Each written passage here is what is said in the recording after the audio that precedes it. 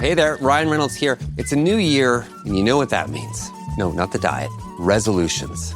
A way for us all to try and do a little bit better than we did last year. And my resolution, unlike big wireless, is to not be a raging and raise the price of wireless on you every chance I get. Give it a try at mintmobile.com/switch. $45 upfront payment required, equivalent to $15 per month. New customers on first 3-month plan only. Taxes and fees extra. Speed slower above 40 gigabytes on unlimited. See mintmobile.com for details.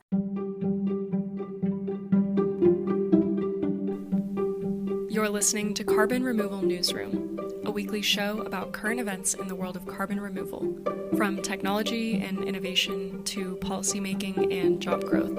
Brought to you by Nori, the carbon removal marketplace. Hello and welcome to the May 7th edition of Carbon Removal Newsroom. I'm Radhika Moolgavkar, VP of Supply and Methodology at Nori. Many potential bottlenecks could slow the growth of the carbon removal industry. A significant yet under-discussed issue is the lack of enthusiasm or sometimes outright opposition from local communities towards carbon removal projects.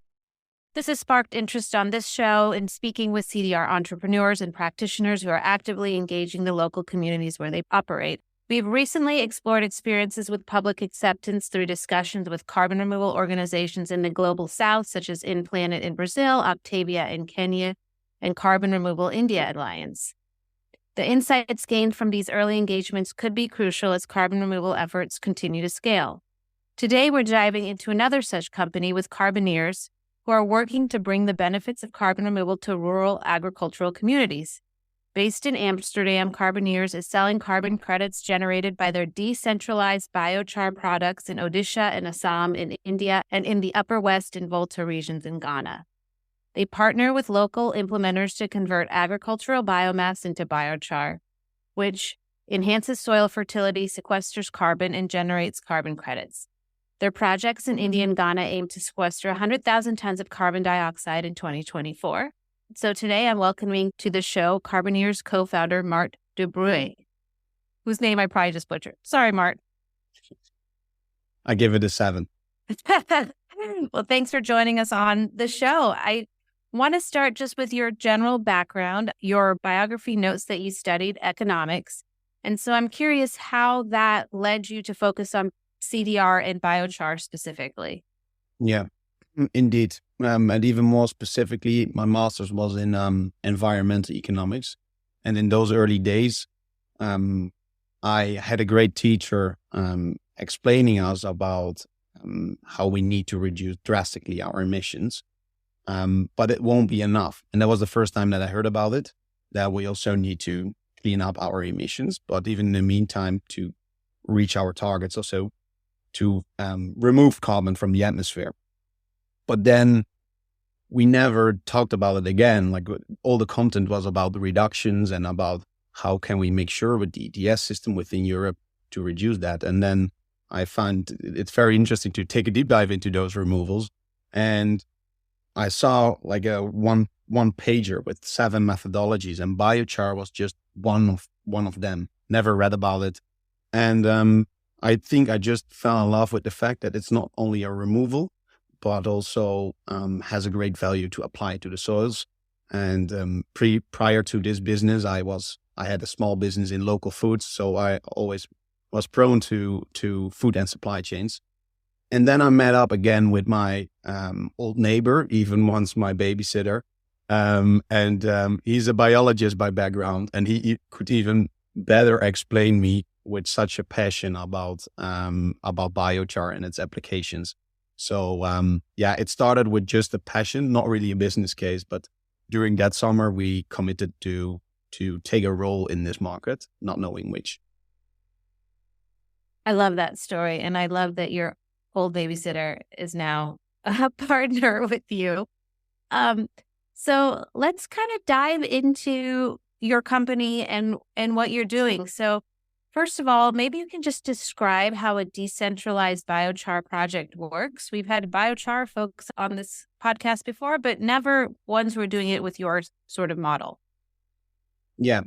So you have two separated models. If you take it in the extreme, indeed, you have centralized biochar production, which has been our focus in the first year within the European borders, to bring biomass together, or biomass is already collected to get aggregated, because there is a plant processing agricultural products, and you have waste streams. However, in also many cases, especially in the global south, there are also a lot of waste streams still distributed. And in that case, you cannot really justify or afford to have like a big pyrolysis unit, and there's not an infrastructure to do so. And then you don't have like a big pyrolysis unit, which you can see on the pictures, but more kind of, several solutions that you can handle on village level. And I think I will stop there. How the difference is between those types of production. Okay, so basically you have taken a gigantic pyrolysis machine and then been able to implement it in smaller locations at the village level, hence it's decentralized. So, and you mentioned that this is particularly impactful in the global south because the biomass is more distributed. So why did Carboneers initially get involved in your project locations in India and in Ghana? How did you choose your locations? Yeah, that starts again also with that we started within the Netherlands. That was our first goal, to develop a project within the Dutch borders. But we had to do some consultancy jobs to pay the bills. And during that time, we saw how complex it was to run a project, and especially in one particular topic, and that was the feedstock. So the biomass that you need to make biochar. And within the European borders, we saw a lot of opportunities, but then most of the time the price was quite high. And sometimes also on the justification level, do you think that the biochar is the best way to process your waste streams or your biomass, right? There's quite a run on biomass waste streams. And yeah, for two young entrepreneurs, that could be quite demotivating. Whereas in the meantime, we got so many approaches from the global south telling us that their feedstock is being wasted at this point of time, like really being wasted. And when I say wasted, it's they burn it, literally open field on their farms, or they leave it in big piles, 40K. And in parallel with the fact that we also saw that biochar has a way bigger impact on soils, on meta-analysis, we thought, okay, those two cases make it for us easier to think about projects there. Execution, of course, is differently, but that felt for us like, okay, that's a solution that can grow big without to justify for yourself that the feedstock is the best solution for biochar, yes or no. And then we met just one great partner there out of the different leads that we had. How has it been working in the global south, in India particularly, in terms of navigating the different culture, the different maybe permitting? That was new to us, as we were quite objective. We didn't have any relationship with India. We just thought that was the best opportunity, but it's still kind of a learning process, especially if you have buyers on the Western world, right? They are most of the times compensating their emissions, and they are demanding on what you need to implement in India. And that's still an ongoing debate. Okay, what is implementable, and in what way are we honoring the on-ground situation?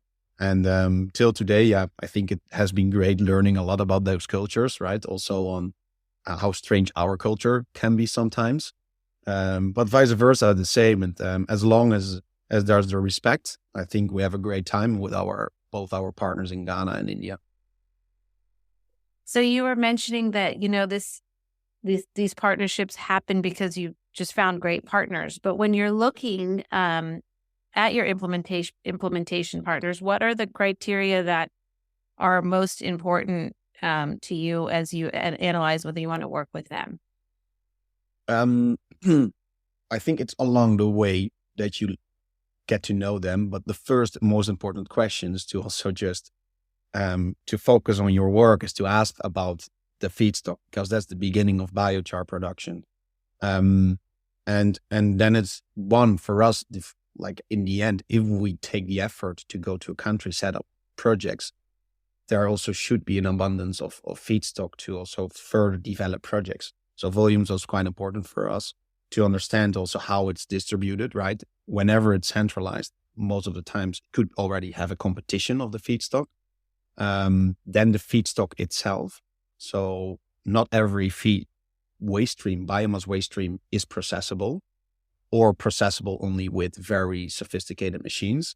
And then even seasonality of feedstock. So there are so many criteria to think about, like whether there's alternative uses of that feedstock. And then along the way, you get to understand your partner and also what network is aligned with those farmers, right? You need to understand what is the relationship between a partner and all those farmers.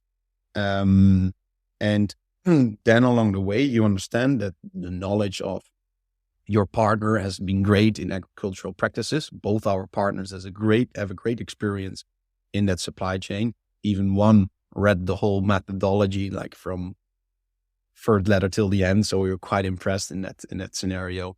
And then you also understand whether they can manage such a system, because it is different from centralized biochar production, right? You need to understand how to monitor a lot of production units, and and then you come to the conclusion that you like the project and you like to work with them because there's a dynamic, and in the end you also need kind of a push and assertiveness from your partner, because it's quite a step to go to a random country. I think both our parents were quite nervous when we went there. So for us, them being quite assertive and us getting there and just to start was, like, I think, very important. And in both cases, I think we're quite lucky that we never had a bad project experience. The first two were kind of two successes for us. That's amazing. You talked a lot about feedstock, and I'm just curious, are the types of feedstock you work with in Ghana and India similar? Or, what are some of the things outside of the distributed network and to ensure it's truly waste are you thinking about when you look at the feedstock, analyze it? Yeah. So over time, you just understand which feedstocks work and which ones are already centralized or having value. But in general, of course, you have the bigger commodities in the food basket from the global south, which is rice, so paddy straw we have been working with, but of course also corn, so corn stalks and corn cobs. So if that's around, then at least we know that we already have a project to continue with. And then along the way, we understood that also cotton stalks can be processable, that even sorghum stalks, millet stalks, cocoa pods. So that's specifically that in Ghana, not that much in India. But whenever you go, you want to try out which feedstocks work with our technology. Right now we have kind of, I think, a list of 10 different waste streams that we are experienced with. How we also need to train ourselves how to produce it. So at least with that confidence, we can continue. And the great thing is that we have I would say we are competitors within this field, but along the way, we have those discussions with our competitors about these topics, which biomasses can produce biochar. And then afterwards, what type of criteria are they meeting, right? Because you have all those criteria that a biochar needs to meet to claim a permanence. So there are quite some, I think, assessments you need to do before you start a project, and specifically on biomass. Yeah. And then the final question on the technology piece is, obviously biochar involves pyrolysis. So I'm just curious, do you have mobile pyrolysis machines? How are you, how does that work? Yeah, good question. Mobile pyrolysis units is something we're looking into, because in that scenario, you have a somewhat more efficient system that you can move around. We're still assessing that with different technology providers. In the meantime, we have been doing it mainly with soil pits or Contiki kilns. And in that way, the education of the farmer themselves is very important. So we have been going there and training them how to produce the biochar. And it's a beautiful, simple solution. Because in the end, if you train someone properly, everybody can do it. And I just saw yesterday also this great way of regenerative agriculture, making those moons to create more green nature in deserts. Like it feels like the same type of solution. Everybody can do it as long as the education is efficient, but also in the same time also on high quality. And it what happens whenever you produce the biochar. These are somewhat more technical details, but whenever you produce the biochar, the most important part is that your syngases, so the gases that come free from the biomass, are being burned, and that you use that heat for further pyrolysis. And in our case, we don't use then the waste heat, which is being used in many cases with high-tech pyrolysis, centralized. But in our case, it's more effective than it's efficient, I would say. That's the biggest difference. So then turning to the farmers, as you were mentioning, you have to educate them. There's obviously a process of getting to know the farmers. So far, what's been the reception from these farmers in India and Ghana, and how are they embracing this technology? For them, like initially, they are quite enthusiastic because we come there, and it's felt sometimes even surreal that with all the rituals, how they welcomed us, that we were kind of like a God gifts, that we are providing them a new income, because that's the case. We pay them to produce the biochar, and they can keep it for themselves. So this is what has been explained to them, and that's why I think initially, like the enthusiasm is very high, especially on the payment side, right? They don't understand yet what biochar is, in most cases. So for them, having an extra income, especially in off season, right? Because they have harvested it. Then afterwards, they need to do something with their waste streams, and normally they would have just left there and or burn it. And right now they can make extra value out of that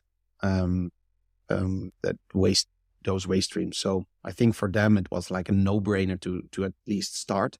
And over time, you hear better or even greater stories that they apply to their soils, and they are so happy that last season the harvest was better or more adaptive to climate change. So, yeah, till so far, it has been great.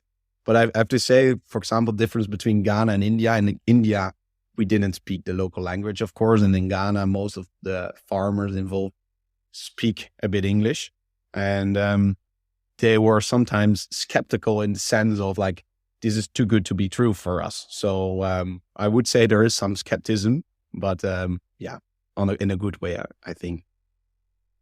So when you're educating them, are you educating them both about the technique of creating biochar and the use of biochar as a soil amendment? Is that new to their farming practices?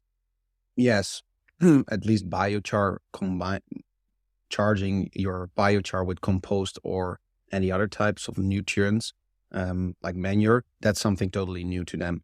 But in many cases, there has been already structures where they make either compost or they have manure. So dependent on every case, we think about how to apply the biochar to the soil, and then we teach them how to do it. And of course, that's new to them, but applying something to their soil is of course not new to them. And we try to keep that within their existing seasonality. So whenever they need to plant for either new trees or they need to do new seedlings, then we apply it.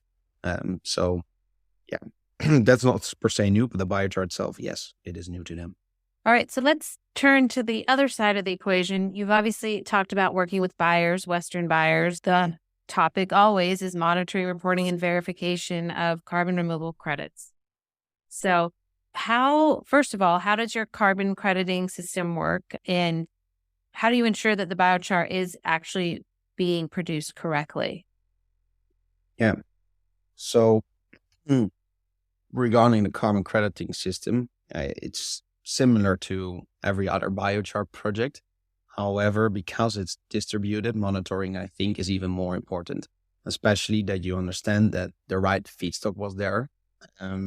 So it starts all there by taking pictures of the feedstock. That's done by an external supervisor, so not the farmer itself. So there's not a conflict of interest applying the data. And then the biochar is being produced with that supervisor. And then afterwards, the most important part to determine how much is produced is to measure it. And we know the bulk densities of most or of all biochars that we work with. And in that way, we can calculate how much has been produced, because we cannot weigh the biochar because that might differ due to moisture. So we want to make sure that we do not make any mistakes and the volume stays the same. So we do know the volume, we do know the bulk density. We do a lot of testing regarding that biochar. What is the bulk density? What is the carbon content?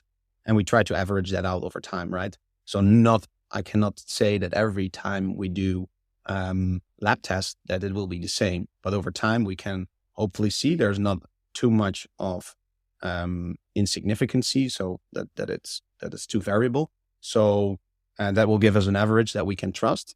And the last part is the application, which is also again done by geo and time-stamped photographs, again with the supervisor.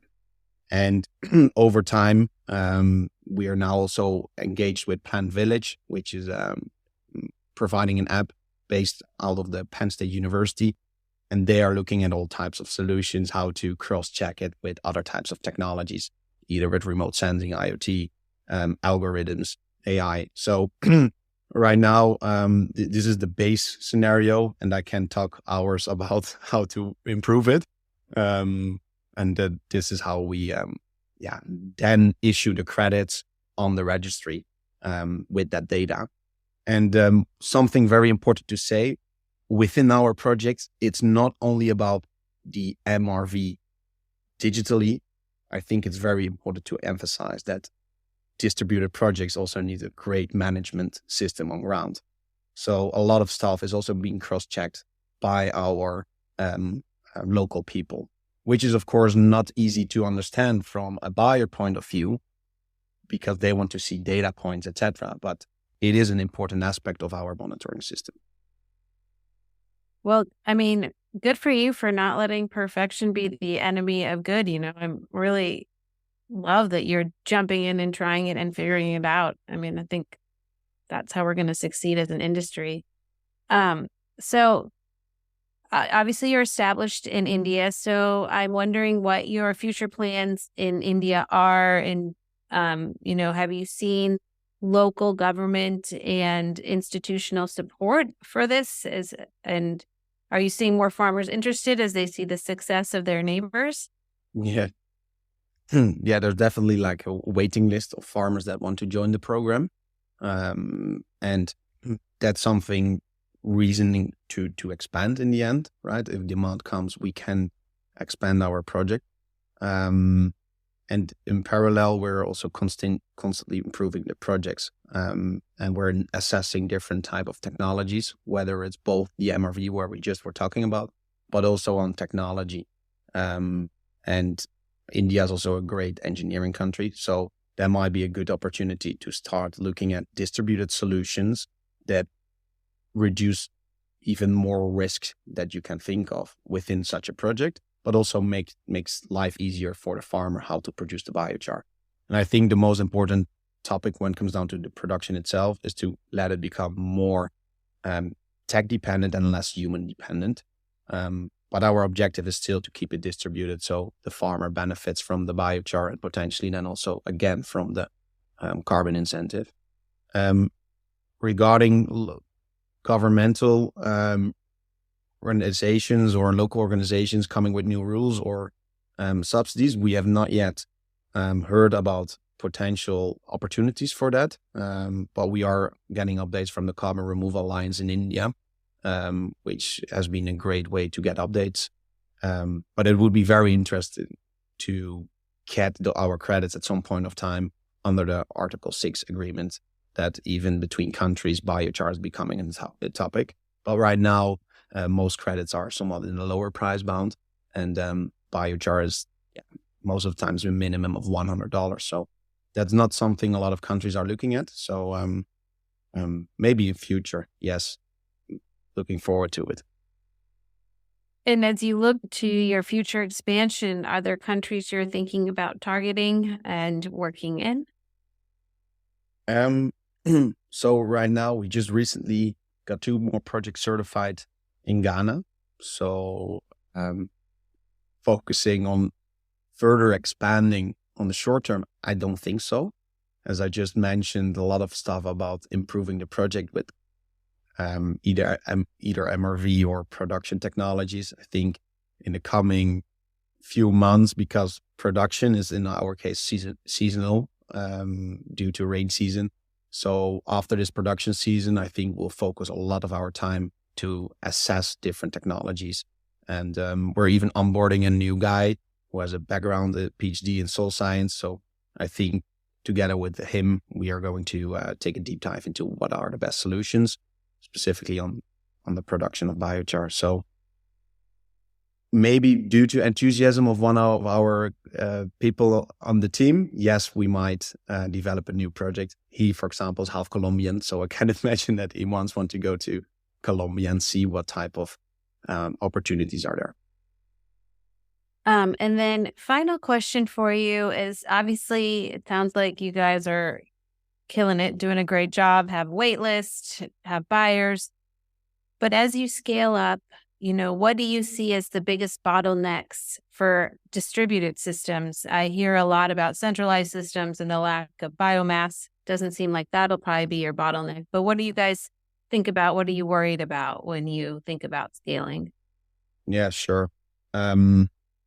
Indeed, regarding the biomass, but also the enthusiasm of the farmers. Right now, that's not per se a problem.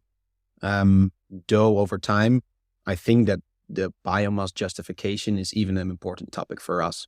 So if you look at India, I think biomass competition is also increasing. In our remote areas, I would say it's not yet the case.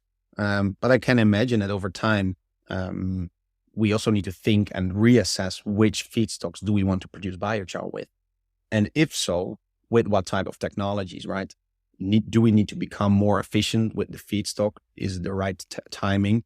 I think that's going to be, for us, a challenge. And it's a new type of methodology, I would say, in comparison with the centralized production. So tough time in education, and but also showing them how we can innovate over time. And we are committing, even by investing sometimes in co-designs and doing tests. So I think we're quite committed in improving on that side. And in general, we got so much feedback from buyers, which has been our advisory board almost, to improve the projects. And of course, we all feel this hurry of climate change. And in the same time, you need to be the best on project development. So it's a constant thin line of improving and quantity. So it's typical discussion, quantity and quality. So this is for us, I think, an important topic, especially to meet on-ground situation, either Ghana or India, and the buyers' thoughts. And 95%, they have really good ideas, and we think, okay, we should implement and choose just the right timing for it. And manage then also, and this is more kind of as a project developer, maybe subjective, but managing production and sales in this market can be quite challenging, maybe even stressful, because most of the times it's just spot. And as we are growing the business quite old-fashioned, we do not have the capacity to think easily about our capital. So I think that's quite challenging as a project developer. You have quite some different types of pressure that you need to deal with, but it's all exciting to do so. Well, Mart, thank you so much for being on the show and providing a different perspective on biochar and a different way of going about it. I learned a ton, as I always do when I talk to project developers and suppliers. So Really appreciate your time. Sure. And one more extra thing to say. A great thanks also to our partners on ground. I think if they would tell the story, they would have told it even in a way more, maybe romantic way, but they see the impact on ground. And I'm always surprised about how they can explain it to partners of us.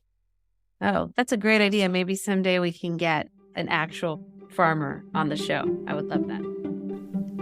Thanks so much for listening to Carbon Removal Newsroom. If you like the show, the best way you can help us is by giving us a great rating and review in Apple Podcasts, following the show on Spotify, and by sharing the show on social media. Tell your friends and help us spread the word about what's happening in the world of carbon removal.